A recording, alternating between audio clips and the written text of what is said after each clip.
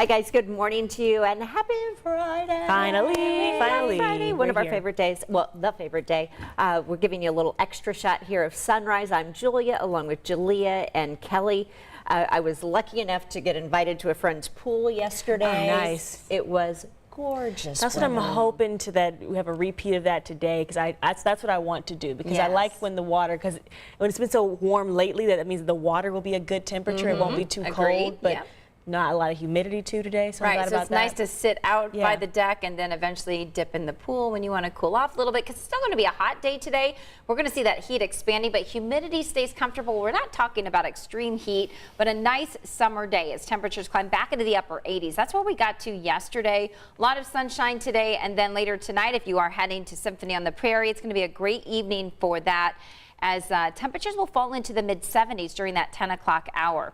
Overnight tomorrow morning, we're into the low 60s, and then tomorrow afternoon, we quickly warm up into the low 90s, so it will be a hotter day. It will also be a little bit more humid with highs around 91. Do want to let you know we do have some isolated to numerous thunderstorms possible, especially Sunday morning around sunrise, as we'll likely see this cold front triggering some more of this activity, and then hopefully a lot of this will be out of here by early to mid-afternoon on Sunday, and some areas may not see any rain at all, but it's still going to be a hot day on Sunday. Temperatures will be back into the upper 80s, but it will feel like the low 90s because of the higher humidity. But once that cold front sweeps through, we're going to see cooler and drier air, so not as humid for the start of the work week next week, but then we are going to see the return of 90+ degree temperatures Thursday and Friday of next week. Nice. I like we just don't see a lot of rain in the forecast, so that's good too. Water your plants. Yes, because they will need it. Yeah, mine are struggling right now. By the way, if you're heading out the door and your dog is making the puppy dog eyes at you, you can actually take them with you,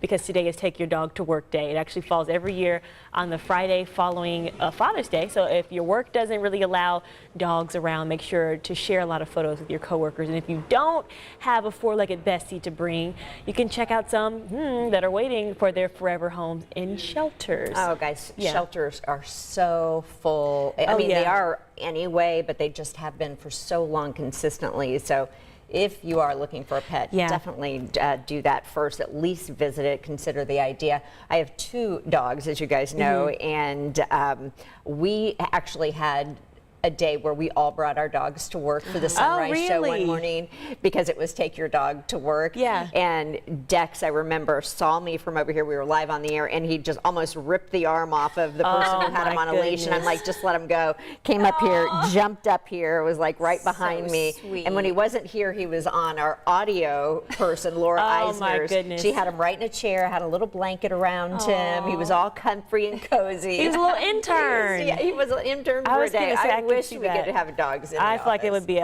it could either go really well or be really bad. No, if you have it would always go well. But what if like some of the dogs are just like curious and always want to like walk up and sniff other dogs, or like they get to barking, or like there's that's what I'm like. I think you're right. The dog on dog might be an issue. But like everyone would, because my dogs aren't really busybodies. They're old. They don't do much, but like clingy. So like you said, so like when it's like trying to like, I've been moving from one spot around the studio, and then like, rest, buddy. You don't have to follow me everywhere. But I could see, like, if your dog is like always following you everywhere too, then I feel like we would just have a lot of skirmishes. So maybe like you bring your dog on Monday. Yes, I should get bring to your dog to work on a week. Tuesday. Kelly gets to bring her cats on Wednesday. Yes. Because don't you think that they just offer so much relief of stress when you're around an animal, you pet an animal, and just get up and snuggle with them? And when we were working from home, my gosh, you know, we adopted our 2, I still call them my quarantine kittens, because during the pandemic, we had them at home the whole time, and they were used to us being home. I had to take them to the vet the other day. That's only the 2nd time they've ever left the house. Really? They were losing their mind. I saw the video you posted. I was like, it was super. I thought it was cute, but now I realized they were in distress. They were making so much noise. They were thought like, that they were going to be murdered. Oh, no. But they were fine. You know, it's just one of those things. One was wailing. I call it the battle cry. And the other one was actually growling. And I never heard him growl before. He was so mad that he was in the carrier. He was like, I want out of here. So you're not the type to put your cat on a leash then? No, I am. So Charlie, my older gal, she's 8. Okay. And she loves to go outside on the leash only. I also have have a cat stroller. That's okay. I put my dogs in And she loves to go outside, but I am fearful of animals attacking my cats outside.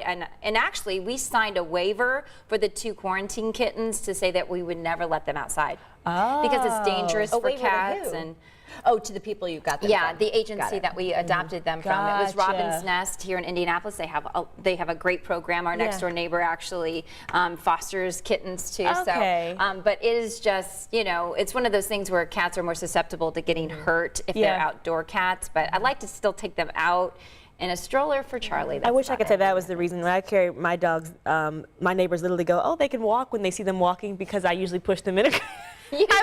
Yeah, because, and for me, it's because like I'm either walking them really early, or I'm like, they walk at 2 different paces. I told you they're older, and I'm like, no, we need to get outside and come back in. So sometimes when they see them walking on a leash, they're like, oh, we didn't know they walked.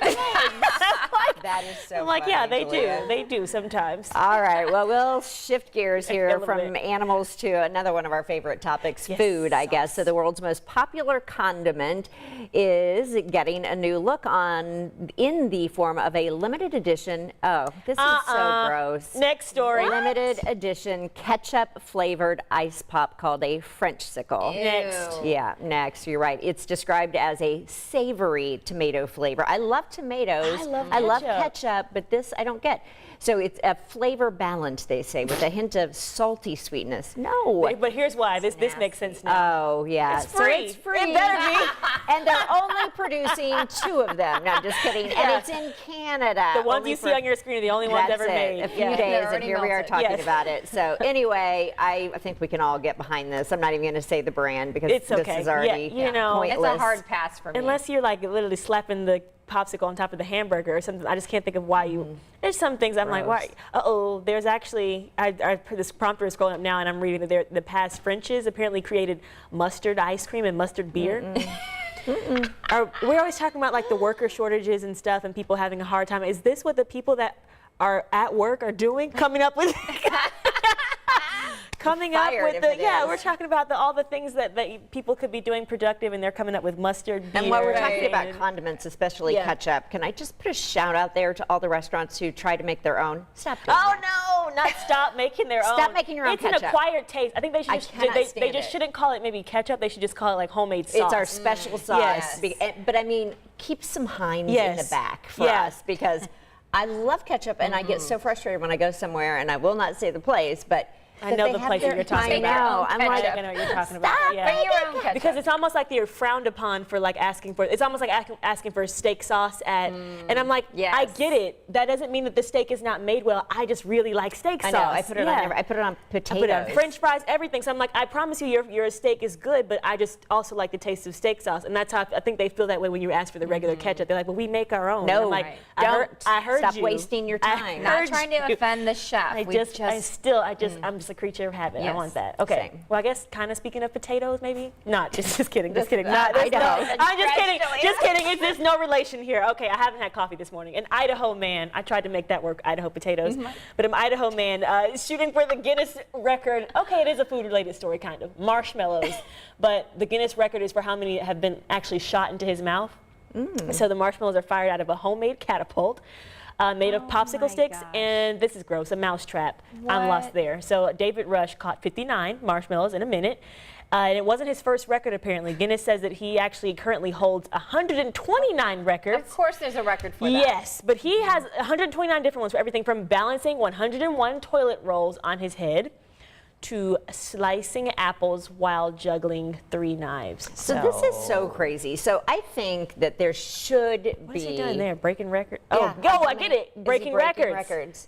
But that means anything can be a Guinness World Record. Come up with I something feel unique like and you can win it because no one else has done it. I bet, and that's probably, I feel like if he's got 129 records, some of these he's probably made up. Oh, I'm sure. And he came up with him on his own. Breaking records like that? Who else would that's do why that? I think that he was like, how about breaking a record for breaking a record? And that's why he's smashing all of those little vinyl things like that. But I mean, hey, we're talking about him. We're so sorry he's we like, brought he's so much of our own accomplished. opinion Yes. into our extra shot here today, from ketchup to animals To and everything, loud in but the hey. workplace.